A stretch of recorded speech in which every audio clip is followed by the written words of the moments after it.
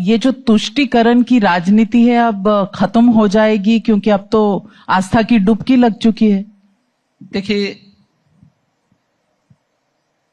प्रवृत्ति कभी बदलती नहीं। उनको वहां अच्छा लगता होगा वह काम करें। हमें जो अच्छा लगता है देश के लिए, समाज के लिए, हम वह काम करेंगे। हम उनको बाध्य नहीं कर सकते और ये करना भी नहीं चाहिए। एक स्वस्थ लोकतंत्र में उन्हें अपने राह पर चलने की पूरी स्वतंत्रता मिलनी चाहिए। हम अपने राह के पथिक हैं, हम अपने अनुसार अपनी योजनाओं को तय कर लेते हैं। लोकतंत्र में सब फैसला जनता जनार्दन करती है और जनता जनार्दन बार बार फैसला करती है। तो जनता जनार्दन का जो फैसला है वो तो इस बार के लोकसभा चुनाव में कहीं ना कहीं थोड़ा सा पीछे छोड़ दिया था। क्या ये तुष्टीकरण की राजनीति थी? क्या ये आस्था की कहीं ना कहीं मध्यम होने की बात थी? क्या हुआ? देखिए, एक तात्कालिक रूप से किसी झूठ का सहारा लेकर के व्यक्ति कुछ देर के लिए तात्कालिक सफलता भले ही प्राप्त कर सकता हो। जैसे होता है ना, लोग अफवाह फैला करके कुछ हासिल कर लेना चाहते हैं। लोकसभा चुनाव में ऐसे ही इन लोगों ने तमाम प्रकार के झूठ और फरेब का सहारा लिया था कि भारतीय जनता पार्टी आएगी तो आरक्षण समाप्त कर देगी, भारतीय जनता पार्टी आएगी तो बाबा साहब भीमराव के अंबेडकर जी के द्वारा बनाए गए संविधान को बदल देगी, इंडी गठबंधन की सरकार आएगी तो खटाखट 1 लाख रुपए सबके खाते में चला जाएगा।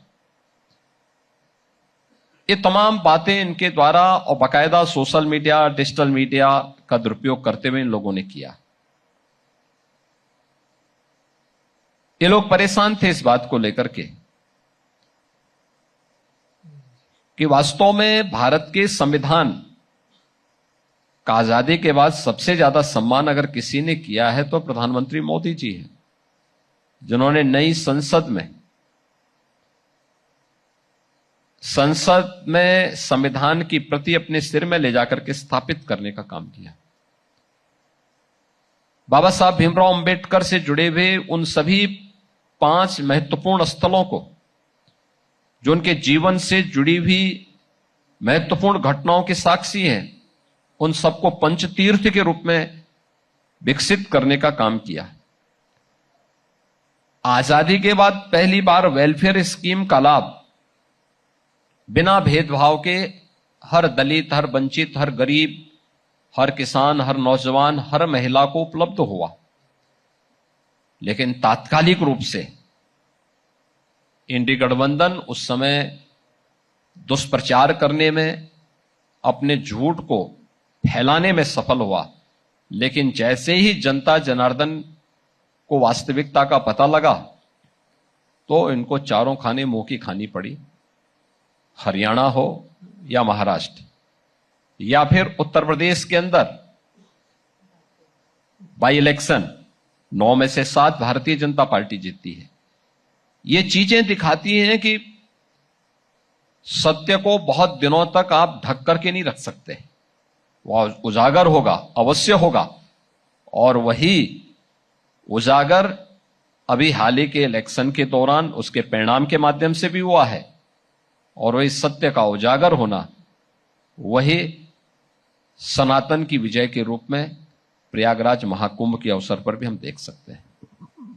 योगी जी, उसी समय महाराष्ट्र और हरियाणा के चुनाव में जीत के लिए माना जाता है कि आपका एक नारा था जिसने जोड़ के रख दिया, बटेंगे तो कटेंगे। देखिए, मेरा नारा नहीं, हम लोगों ने एक कार्यकर्ता के रूप में हम लोग भी उस पूरे कैंपेन में भाग लिए थे। लेकिन ये पिछले 10 वर्ष के अंदर प्रधानमंत्री मोदी जी के नेतृत्व में भारतीय जनता पार्टी की हरियाणा की सरकार ने महाराष्ट्र के अंदर भारतीय जनता पार्टी की सरकार ने प्रधानमंत्री मोदी जी के मार्गदर्शन और नेतृत्व में जो उपलब्धियां हासिल की थी, उन उपलब्धियों के साथ साथ आम जनमानस को इंडी गठबंधन की वास्तविकता का पता लग गया था, तो इसलिए उन्होंने उनको जवाब भी दिया। और इसीलिए आपने देखा होगा कि उनके बड़े बड़े दिग्गज इंडी गठबंधन के सब धराशायी होते हुए गए। और मुझे नहीं लगता है कि आने वाले समय में जनता जनार्दन इनको माफ करेगी। दिल्ली में बटेंगे तो कटेंगे का नारा चलेगा? देखिए, दिल्ली में बहुत सारे मुद्दे हैं और सभी प्रकार के मुद्दे दिल्ली में सामने आएंगे। जो वहां तो इंडी गठबंधन तो है नहीं बचा हुआ, वो तो जितने उसमें लोग जुड़े हुए थे, जितने दल जुड़े हुए थे, उतने ही उसके अलग अलग भाग में वो विभाजित भी हो गया है।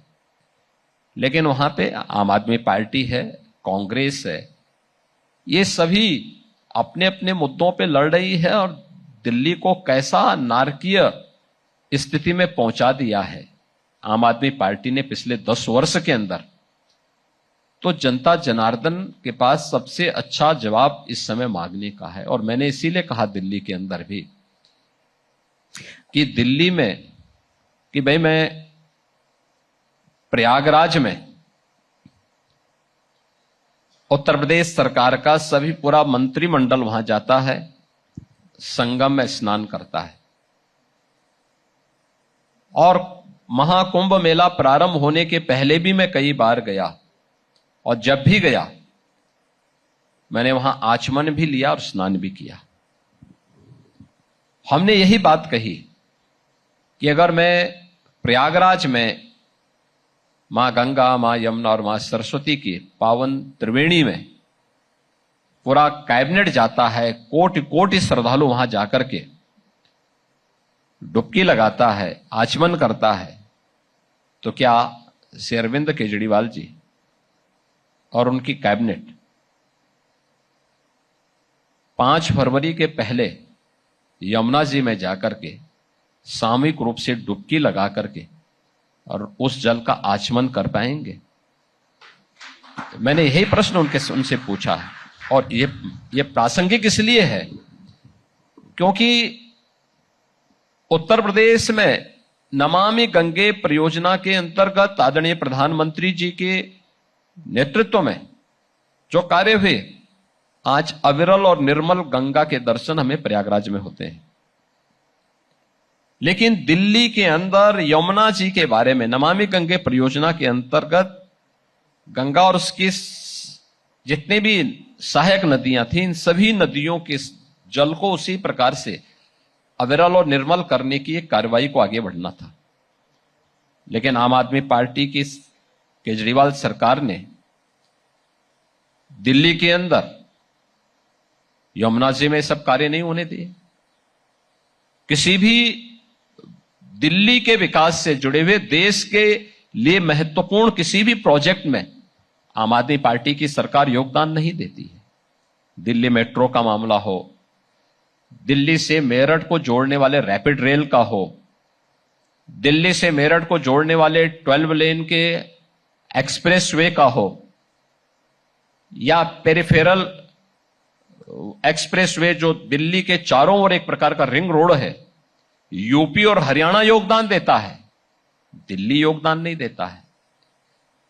यूपी भारत सरकार के शहरी विकास मंत्रालय के साथ मेट्रो के लिए सहयोग करता है, दिल्ली की राज्य सरकार नहीं करती है।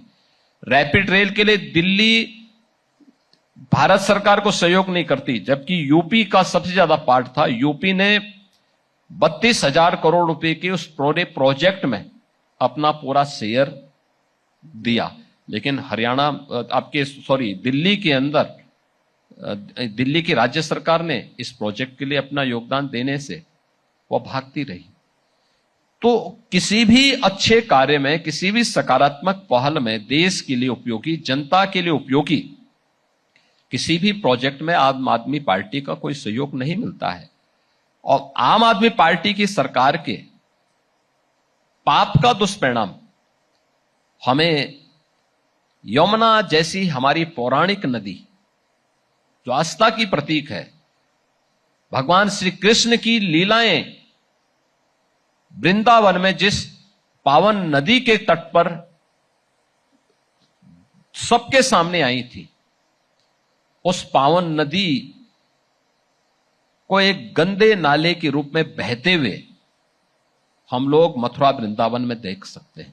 वो कहते हैं आप भी तो साफ कर सकते हैं मथुरा के पास यमुना को। हम तो मथुरा के बाद हमारी कार्रवाई आगे बढ़ चुकी है और इसी का परिणाम है कि वही यमुना जी जब प्रयागराज में आती है तो अविरल और निर्मल होती है।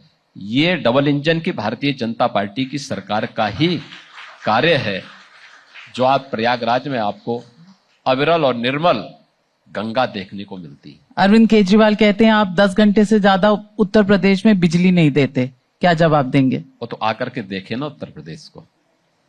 उत्तर प्रदेश में उनके जो पार्टनर रहे हैं यहां 2012 से 17 तक, मुझे लगता है उस समय का सपना उनको याद आ रहा होगा, क्योंकि सब उत्तर प्रदेश में 3 से 4 घंटे बिजली मिलती थी। 3 जिलों में बिजली मिलती थी, बाग में और जगह बिजली नहीं मिलती थी। आज 3 जिले कौन से? 3 जिले हैं, सब हर व्यक्ति जानता है कौन ऐसे वीवीआईपी जिले थे, बाकी और जगह नहीं मिलती थी। आज उत्तर प्रदेश के अंदर 75 के 75 जिला मुख्यालयों को 24 घंटे बिजली मिलती है। उत्तर प्रदेश के अंदर हर तहसील मुख्यालय को 20 से 22 घंटे की बिजली मिलती है और ग्रामीण क्षेत्र में 18 से 20 घंटे की बिजली उत्तर प्रदेश में 1 अप्रैल 2017 से हमारी सरकार दे रही है। यही नहीं, हमारी सरकार ने उत्तर प्रदेश में 1,20,000 जो गांव थे और मजरे थे, वहां पे विद्युतीकरण का इंफ्रास्ट्रक्चर भी भारतीय जनता पार्टी की डबल इंजन की सरकार ने आने के बाद पहली बार वहां पे उपलब्ध करवाया। लगभग 1.25 करोड़ लोगों को बिजली के फ्री कनेक्शन भी हमारी सरकार ने उपलब्ध करवाए। तो ये सब काम तो डबल इंजन की भारतीय जनता पार्टी की सरकार ने किए हैं। लेकिन मैं केजरीवाल जी से पूछना चाहता हूं कि उन्होंने दिल्ली के अंदर क्या किया है। दिल्ली के अंदर एनडीएमसी का क्षेत्र है, यह गृह मंत्रालय और शहरी विकास मंत्रालय के अधीन आता है भारत सरकार में। वहां की सुविधा और वहां पर उपलब्ध होने वाली बिजली को छोड़ दें तो शेष दिल्ली की स्थिति क्या है? सबसे ज्यादा बिजली ट्रिप करती है अन्य बाहरी दिल्ली में, जितने में भी आप पूरी दिल्ली के अंदर एनडीएमसी के एरिया के बाहर आप चले जाइए, गंदगी का ढेर है। सड़कें पता ही नहीं लगती हैं कि सड़क है या गड्ढा है।